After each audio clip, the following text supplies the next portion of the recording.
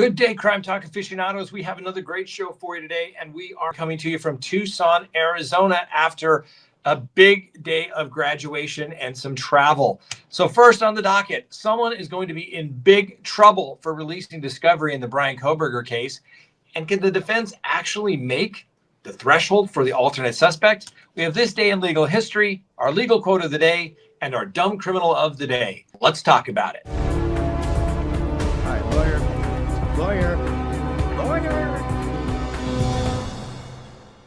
Good day, everyone. My name is Scott Reich, and this is Crime Talk. Thanks for joining us. You know the drill. Subscribe if you haven't. Like if you do.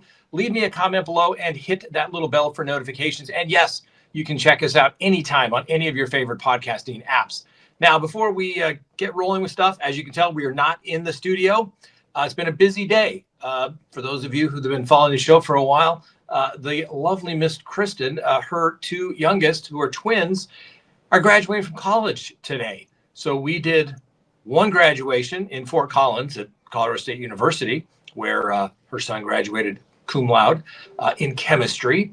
And now, after jumping on Crime Talk 1, we are now in Tucson, Arizona for the second graduation today at the University of Arizona, where the daughter of the lovely Miss Kristen will be graduating with a business degree. So that's exciting stuff. So before we get rolling, let me remind you, go to crimetalksearch.com, sign up for that background subscription service today. When you do, you'll be able to do a background search on anyone here in the United States, as many as you desire, and you can cancel at any time. But when you get that report that is literally prepared while you wait, you can get information that's going to provide phone numbers, email addresses, social media presence, even the stuff they haven't told you about. You're going to find out information as it relates to are they married? Are they divorced? Do they have liens, judgments, their criminal history? Maybe they're on one of those sex offender registries. Yes, go check them out. So go to crimetalksearch.com. You're going to be happy that you did. All right. Let's go ahead and open the record for Friday, May 16th, 2025. And let me tell you this, somebody is going to get in big trouble. Ooh, I wouldn't want to be the person that leaked all that stuff to Dateline. Ooh, gonna get ugly.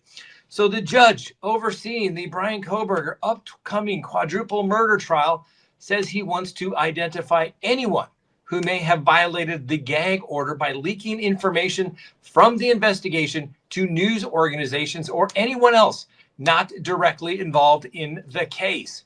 Now, the Judge Stephen Hippler, ordered prosecutors and defense attorneys on Wednesday to give him a list of everyone, including staff, law enforcement officers, as well as any defense consultants who might have had access to the previously unreported information about Bryan Kohberger's internet search history and other details that were featured in the NBC Dateline episode. Yes, violation of a protection order. You know what that could get you? Contempt. You know what that could mean?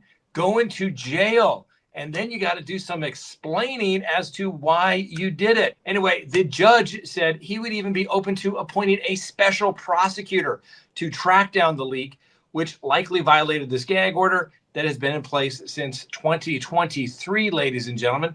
Now, obviously, Kohberger is the now former graduate student in criminal justice studies there in Washington State, who's charged with the stabbing death of 4 of the University of Idaho students, Ethan Chapin, Zana Kernodle, Madison Mogan, and Kaylee Gonzalez. Obviously, the 4 were all found dead back in their home in Moscow, Idaho, in November 13th of 2022. Obviously, Kohberger has entered a plea of not guilty, and he's entitled to that presumption of innocence. But the prosecutors have said that they intend to seek the death penalty, obviously, if Kohberger is convicted. But anyway, Hippler wrote in court records, 3 orders today, in fact, that someone associated with law enforcement or the prosecution team likely violated the court's gag order, and that leak will make it potentially much more difficult and take longer to already get a jury in an already expensive and lengthy case. You know what could happen if that drags on? Yeah, not only contempt, but maybe have to pay the additional expenses. Gonna hurt. The judge also noted, importantly, such violations potentially frustrate the ability to assure both sides receive a fair trial. And accordingly, the court finds it imperative to attempt to see that the source of such leak is identified and held to account. So, like I said, Hippler has ordered everyone who has worked directly or indirectly on the case to keep all records of any communications that they've had with journalists or others outside of law enforcement about Bryan Kohberger and the investigations related to the killing. Now, it appears that Hippler had discussed the matter with the prosecutors and defense attorneys during the closed portion of Wednesday's pretrial hearing, but he also referenced the Dateline episode and the possible gag order violation during the open portions of the hearing as well. At one point, remarking that after the day the episode aired, he decided to impanel additional alternate jurors for this trial.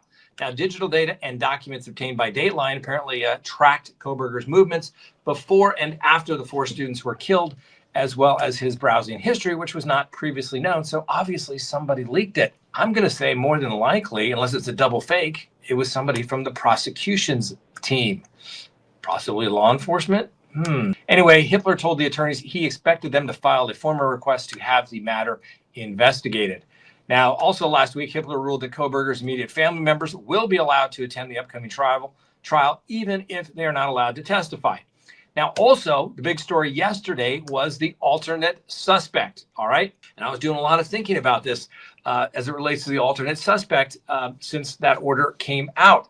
And so I wanted to make sure that everybody understands the legal standard. And it's not an easy one for the defense to overcome. So let's just be clear about that. So in Idaho, the legal standard for admitting alternate suspect evidence, often referred to as other suspect or third-party perpetrator evidence, is governed by case law as well as the rules of evidence, particularly rules 401, 402, and 403, as well as relevant state precedent.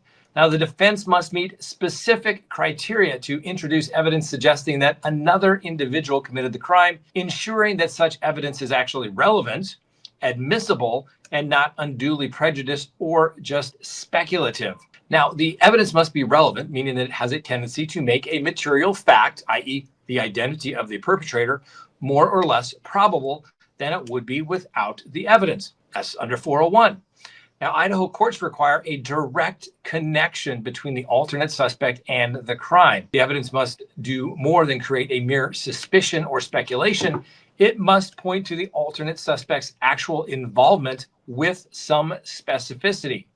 Now, the leading seminal case there in Idaho, based upon my research, is State v. Larson, and it established that evidence of another person's motives or opportunity to commit the crime is admissible if it directly connects the person to the crime charged. However, evidence that merely suggests someone could have committed the crime is completely insufficient. And then we have admissibility based upon the probable cause threshold. All right. So Idaho law places a significant burden on the defense when seeking to introduce the alternate suspect at trial. The defense must present the alternate suspect evidence to the judge in a special session prior to the trial and demonstrate probable cause.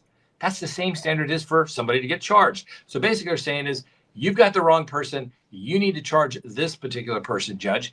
Now, what is probable cause? Well, it's when would a reasonable person believe that a crime was committed and that that person may have had something to do with it. So pretty low standard, but still pretty significant. Now, like I said, the threshold requires more than just conjecture and vague speculation. And then if it meets the relevant standard and you get past the probable cause, then you still got to do a balancing test under Rules of Evidence 403, which allows the court to exclude evidence if it has some probative value, but it's substantially outweighed by the danger of unfair prejudice, confusion of the issues, or can possibly even mislead the jury. So courts are very cautious about admitting alternate suspect evidence that could lead to basically a mini trial within a trial to try this other person. It's going to be rather interesting if the court allows that to take place. Now, I'm kind of thinking it's not going to happen, but we'll wait and see. Now, the other thing you have to consider is some United States Supreme Court case law. And it emphasized that a defendant obviously has a constitutional right to present a complete defense. And the Idaho Supreme Court has also reiterated that evidence of another suspect's involvement must be supported by facts that establish this direct link to the crime, not just somebody that may have a motive or may have had an opportunity to do so. You must show they actually did it. That's why I think it's going to be very, very difficult. And finally, the defense must provide concrete evidence, such as physical evidence, perhaps that's the glove at the scene, perhaps some blood, witness testimony, or other factual connections linking the alternate suspect to the crime. For example, in the Kohberger case, right, the defense has indicated it is pursuing a lead on an alternate suspect based upon discovery materials, which they are working to substantiate. Once again, if it is vague, remote, or speculative, it is going to be excluded. How does this fit in then to the defense case for Bryan Kohberger? Well, his attorneys have filed motions to admit an alternate suspect evidence, including the theory that two individuals may have committed the crime with two weapons supported by an expert witness. They have also referenced a specific tip about an alternate suspect uncovered in materials provided into discovery. And so how's that going to work? Like I said, the defense has to convince Judge Hippler that probable cause exists that an alternate suspect could have committed the murders. This could be the male DNA, unidentified male DNA at the crime scene, witness statements, or other direct connections to the crime. Now, Judge Hippler had set a deadline of this past Wednesday for the defense to present this alternate suspect evidence, indicating that waiting until trial would simply be too late and what could cause potential delay. And like I said, you have to have that pretrial hearing. So the prosecution may argue that the defense's evidence is completely speculative and lacks direct connection to the crime, especially if the tip or expert testimony does not sufficiently link the suspect to the quadruple homicide. Obviously, the presence of Kohberger's DNA on the knife sheath at the crime scene strengthens the prosecution's case and may make it harder for the defense to establish probable cause. So, got that probable cause threshold. It's going to be challenging for the defense. It's not ridiculously high standard, but one that you really have to meet. Anyway, if the defense fails to meet that standard, the judge will more than likely exclude the evidence, limiting the defense's ability to argue that someone else committed the crime. However, the defense can submit some compelling evidence, and hey, if it's compelling, we want to know. Nobody wants to convict an innocent person. I don't even think prosecutors want to do that. So if that's the case, then let's find out. The question is, will it actually get to that level? So therefore, under Idaho law, that Idaho alternate suspect law, to be admitted to trial, the defense must demonstrate probable cause at this pretrial hearing, showing a direct connection between the alternate suspect and the crime through relevant, non-speculative evidence.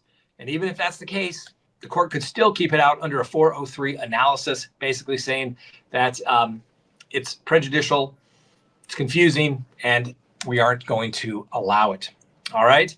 Big news, but I wouldn't want to be the person that leaked this to the news media. And you would think, well, let's just go ask the news media, who'd you get it from? Well, there's the privilege of the press, right? They're not going to reveal their sources, but you could ask them. You could ask them and see where they got it from. But the person that disclosed it, ooh, they're going to be in big trouble. Big, big trouble. Next on the docket, this day in legal history. So on May 16th, 1918, Congress passed the Sedition Act, criminalizing anti-war speech during World War I. 1,500 prosecutions tested the First Amendment limits, influencing cases like Shrek v. United States. On May 16th, 1955, federal courts were addressing resistance to Brown v. Board of Education as southern states defied desegregation orders by the court. And obviously, this led to enforcement actions and civil rights litigation. On this date in 1963, civil rights protesters in Birmingham, Alabama, faced arrest during ongoing desegregation campaigns.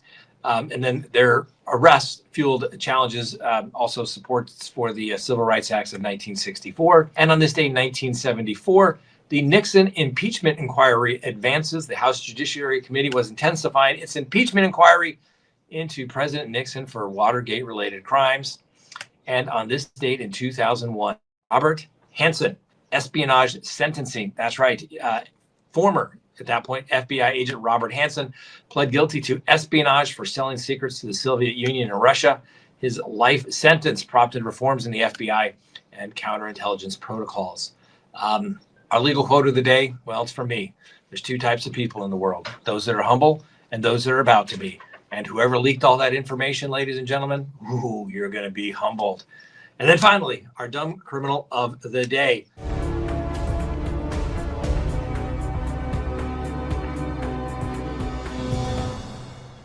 A married couple was arrested Sunday evening for allegedly engaging in lewd activity at the Sidewalk Cafe in Florida.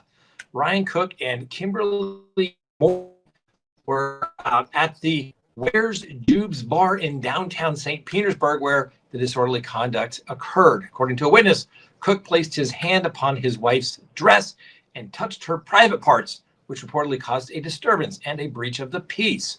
Maury was charged for allowing her husband to place his hand up her dress and engaged in sexual conduct. The affidavit doesn't identify who fingered the frisky couple, but needless to say, they're both charged with misdemeanors. During a court appearance, Mr. Cook and Miss Maury pled to the charge, entering a plea of no contest, and they were fined $500 and then released from jail. Thanks for watching. Have a wonderful weekend. We'll see you next week. And remember, the Constitution matters.